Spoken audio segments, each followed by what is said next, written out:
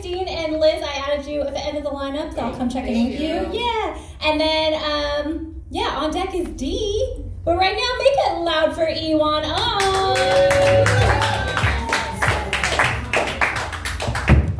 What's up, you guys? Yeah, I served in the United States Army, Fort Hood, 1st Cavalry Division. You know, it was cool, you know. But it was weird being the only Asian person. Yeah, you know, every day people were just looking at me like, are we supposed to shoot this guy? Yeah, it's cool being in the Army. You get some good benefits, you know. I'd say the best benefit, though, is the ability to give old men hard-ons. Hey, you know, old men, they love hearing Army stories. Like, I guess because it makes them feel younger, it gives them hope for the future and stuff. Like, it doesn't matter what race they are, you know. Like, if I meet an old man at a park and I start telling him Army stories, he'll start coming all over me. All right, let me tell you an Army story, right? It's a day in process, right?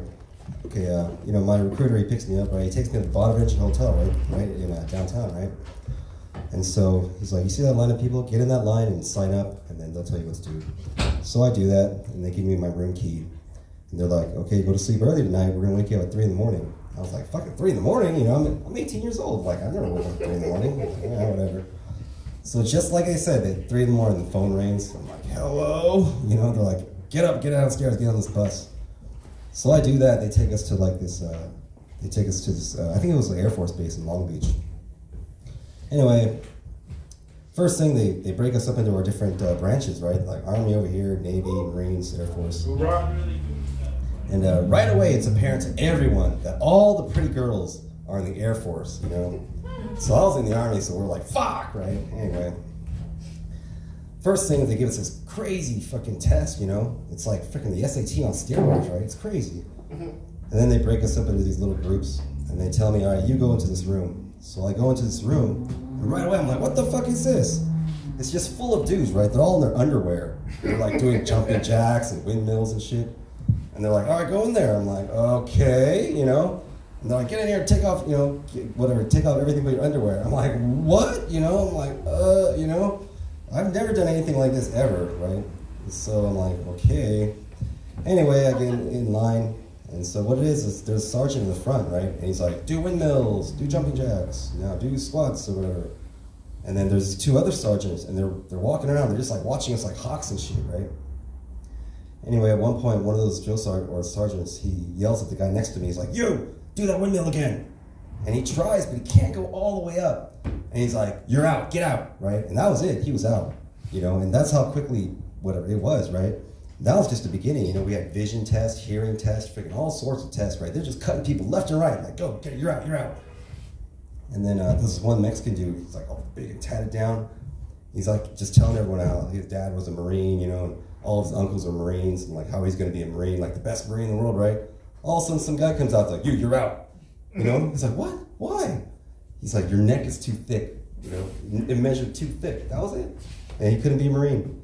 You know, he almost started crying right there in front of everyone, you know? It was crazy. And then just test after test after test.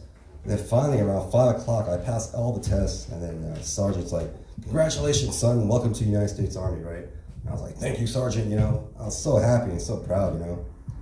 But then the whole time I was in the Army, I couldn't wait to get out of that motherfucker. And what did the Australian chess player say to the waiter? What? Checkmate. Yeah, I think Shaquille O'Neal's like the happiest man on earth. He's always so jolly, right? I think because no one's ever messed with him. Yeah, you know, how are you gonna bully someone who's so tall as crotches in your face, right? It's like, hey, Shaq, give me your lunch money. Never mind. Yeah, I've seen these billboards all over Hollywood about this blind mountain climber who climbed Mount Everest. It's really inspiring. But I was thinking, well, how did he know he was on top of Everest? You know, for all he knew, he could have just been on top of Mount Whitney, like right over there. And I was thinking, that's actually a pretty good business idea. Taking blind mountain climbers up to the top of Mount Everest. Yeah, you know that whole thing of, like, if you were alone in the woods, would you rather meet a bear or a man? Like, all the women are like, oh, I'd rather meet a bear, right? Yeah, and I was thinking, I think that's just kind of like ignorance of bears knowledge, though, you know? Because I have met a bear in the woods once, and he fucked the shit out of me. What's this last joke? You know, comedians will always tell you 2 things, right? They'll always tell you when they just got booked on a show, and they'll always tell you when they just had sex. That's a bit juvenile, right? Like myself, I haven't been booked on a show in over a month. But I did get laid last week, so hoo-ah! I'm gonna do whatever. Thank you.